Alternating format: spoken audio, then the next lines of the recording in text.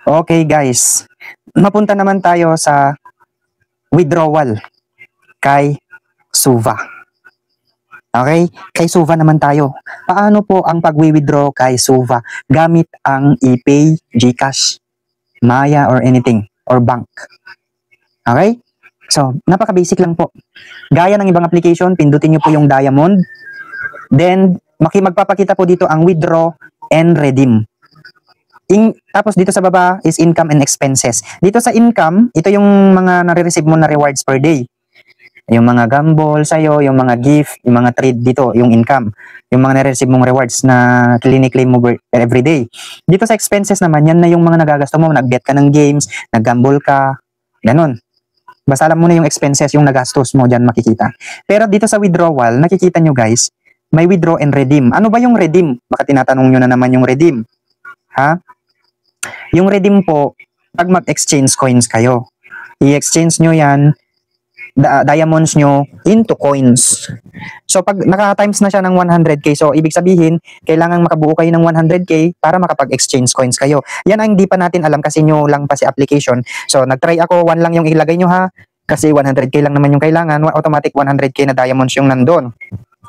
So, lagay nyo 1 lang kasi naka-times 100k na yan. Then, dito sa coins arrive, yan, dyan yung makikita yung kung ilan yung palit na diamonds into coins.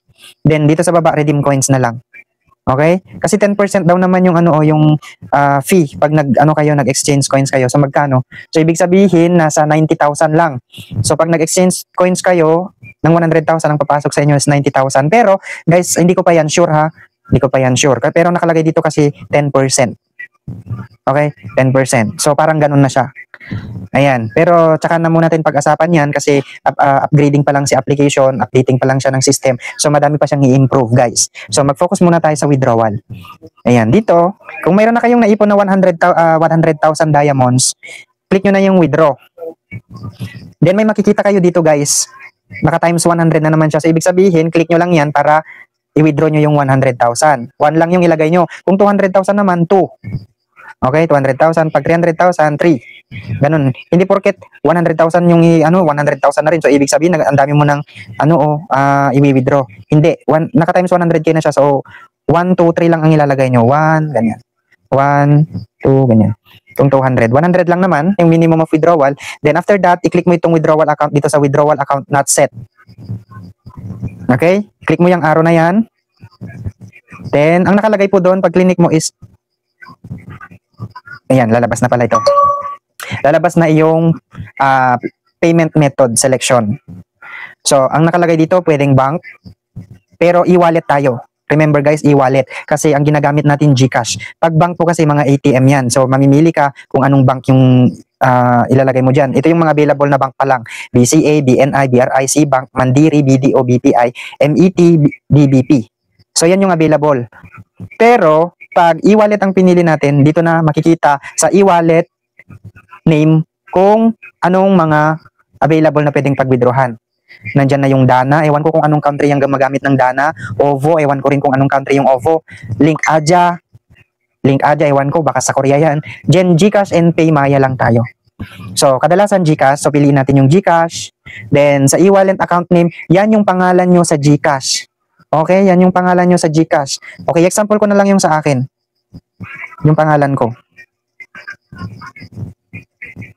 Ayan. Then, yung account number ko is yung GCash number nyo. Then, pag okay na, ayan, meron siyang fee na 2%. So, ibig sabihin yung 100,000 nyo, magiging 98,000 yung mawi-withdraw nyo. Kasi may 2% po siya na deduction. Okay, yan yung fee or kaltas niya pag nag-withdraw kayo. Then, pindutin nyo na yung okay.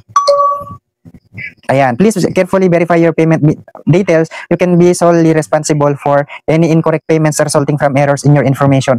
Yan, kaya dapat i-double check nyo guys ha. Kailangan i-double check nyo.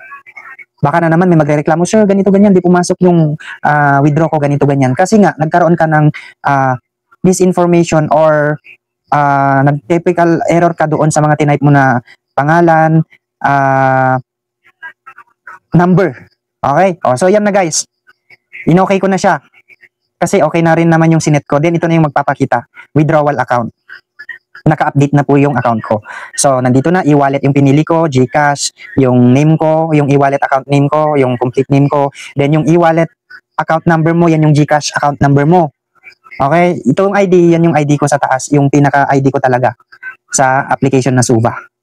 Pag okay na, wala naman na kayong pipindutin dito, kasi nakaset na siya, mag-back na kayo sa arrow doon sa left.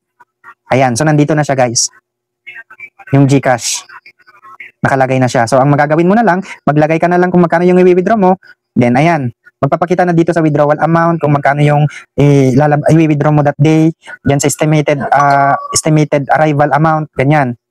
So, ganyan yung lalabas. Then, i-click nyo na yung withdraw. Okay? Click nyo na tong withdraw. Pero hindi pa yan talaga mawi-withdraw kasi nga, konti pa lang yung earnings ko, nasa 12,000 pa lang. So, kailangan na mabuo nyo yung 100,000 diamonds. Okay, siguro maliwanag naman yung pagkaka-example natin dito sa tutorial ng withdrawal guys. Wala nang magtatanong-tanong dyan. Panoorin nyo lang yung mga YouTube tutorial natin para malaman nyo kung ano yung exact details na gagawin nyo sa application. Okay, back na tayo. And yun na po yung end ng ating tutorial sa withdrawal. Abangan nyo na lang yung mga bagong update regarding kay Uhu, Hiya, and Suva. Ayan. Yan yung mga bagong application na hawak natin ngayon. Kaya, thank you guys for watching. Sa mga nanonood lagi, sa mga secret viewers ko sa YouTube channel ko, thank you po sa pag-support ninyo sa channel ko po, mga madam and sir. Ayan. At sana natutulungan ko kayo sa mga video tutorial ko and natutulungan nyo din ako na mapaangat ko yung account ko sa YouTube. And thank you po dahil at least madami pala akong natutulungan na nakakasubaybay sa mga uploaded video natin. Ayan. Thank you po ng madami. Ayan. Maraming salamat sa panonood and abangan nyo na naman yung mga next application na ilalabas ko or sasalihan ko. Okay?